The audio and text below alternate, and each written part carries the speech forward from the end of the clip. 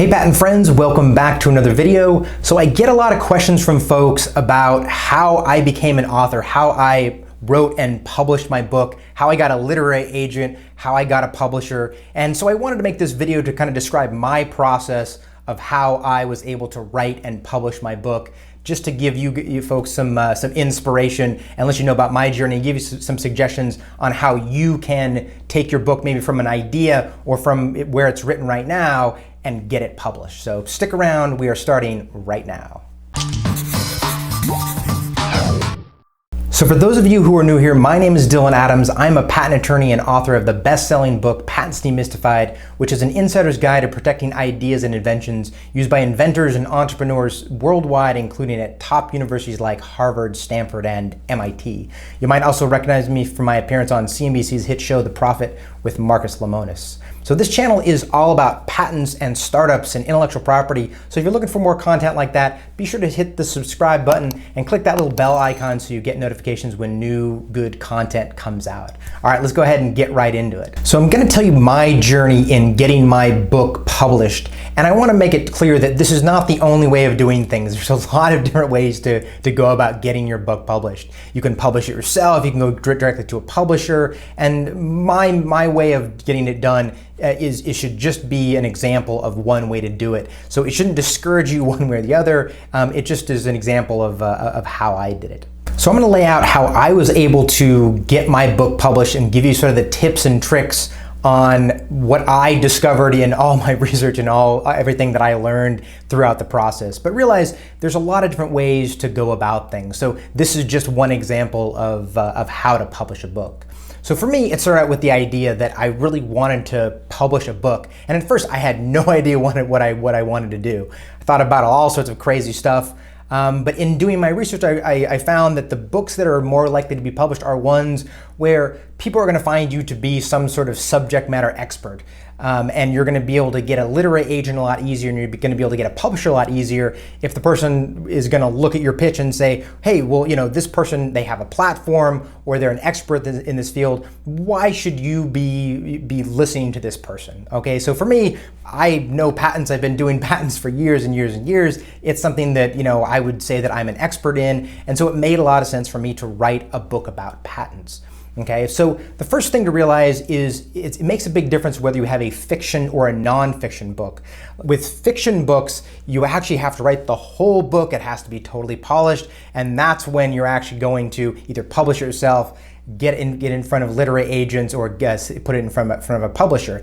Luckily, what I discovered with nonfiction is that you don't need to write the whole thing. What you do is you can write some sample chapters and you write sort of a summary, a pitch of what you want to do. It's called a query. You can write this and you can submit that to literary agents or publishers, and you can get a book deal before you've written the whole thing, which is really great. You know, it's a lot easier than fiction where you have to write the whole book and have it all figured out. Nonfiction book is a lot less risk, and in a lot of ways, you know, you can go and you can pitch your ideas, and if it doesn't work, hey, you've only written a few chapters, you've only written sort of a chapter outline, and you've written a pitch, and that's about it. So that's the first thing to realize is that nonfiction book, which is what I did. So I just wrote a few chapters, wrote an outline, and wrote a query, which sort of described the business proposition of the book that I was going to write, which was Patents Demystified. So for me, I decided I wanted to get a literary agent instead of going directly to publishers. From what I found, it was a lot easier to get in front of publishers, and especially sort of some of the top publishers. And so I decided to try to find a literary agent.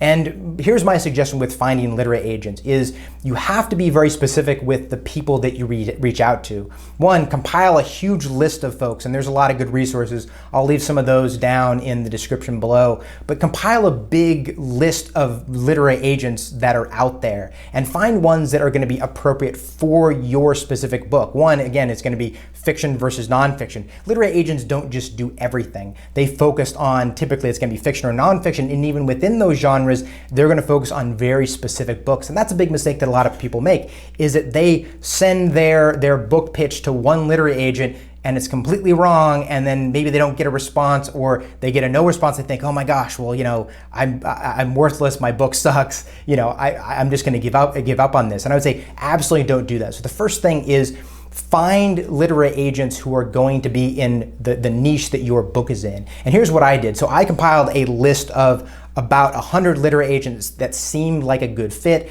people who were, you know, kind of were sort of similar to the book type that I have, who focused on nonfiction, who focused on business books.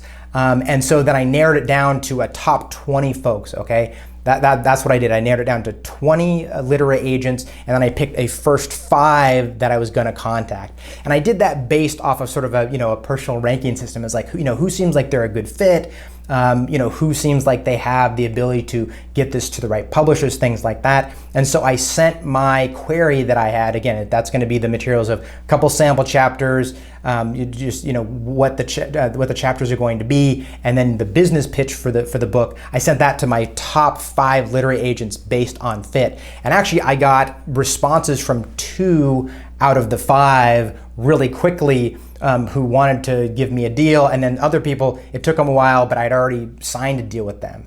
So for you, here's my suggestion. Here's was my plan had I not gotten a good response from those first 5, is start with the first 5, then go on to your next 5, then go on to another 5, and then go on to another 5. It's a game of numbers. You know, you should be okay with rejection. That a lot of times, hey, you know, the people are busy, or maybe they change what they're doing, and they're not a fit for it. And that's what I got back from some people. They say, hey, this looks good, but I don't think it's a good fit for me, right? So, you know, you have to send your book to a lot of literary agents. So again, you know, there's the option too of going direct to publishers. That's not what I decided to do. I decided to go to a literary agent, but that's one option as well. And instead of sending this pitch to a literary agent, you can send it to publishers. So for me, I got my literary agent, and then we started to pitch it to publishers. And relatively quickly, we got an offer from the American Bar Association. And I got a publishing contract, one of the greatest days of my life. It was amazing. Okay, so all right, you know, we have the pitch, and now I had to write the book, and it was months and months and months and months of writing and writing and writing and editing and revisions and sending it to friends and family who were kind enough to look at my book and edit it. So I mean, it was a long process, and that's something to keep in mind with writing a book. It is a marathon and not a sprint. It is going to take a long time to write something and edit it. So we got it edited, finally got a final draft, and then it eventually got published. So you know, I was really lucky with my book. It became a #1 bestseller on Amazon. And it you know, ended up, my publisher was able to get it into a bunch of great places, you know, a bunch of libraries, a bunch of universities, including Harvard, Stanford, and MIT. And that's kind of why I decided I wanted to get a literary agent and then get a publisher instead of publishing it myself or going directly to publishers, because I felt like that was going to give it the best shot. And I think I got really lucky in a lot of ways that I got a literary agent really quickly and I got a publishing deal really quickly. So for you, here's my suggestion is, you know, think about what you're looking to do with the book, you know, sort of overall. Maybe it makes sense just to publish it yourself, or maybe it makes sense to go directly to publishers. A lot of different options, and then, you know, it's pretty easy to publish things yourself these days. You know, I kind of decided to do, you know, what I did because I wanted to, you know, have the biggest reach possible, but again, not the only way to go about things. So if you got some value out of this video, please give it a thumbs up, and be sure to subscribe to the channel if you want more information about patents, startups, and entrepreneurship. So thanks for watching. We'll see you again in the next video.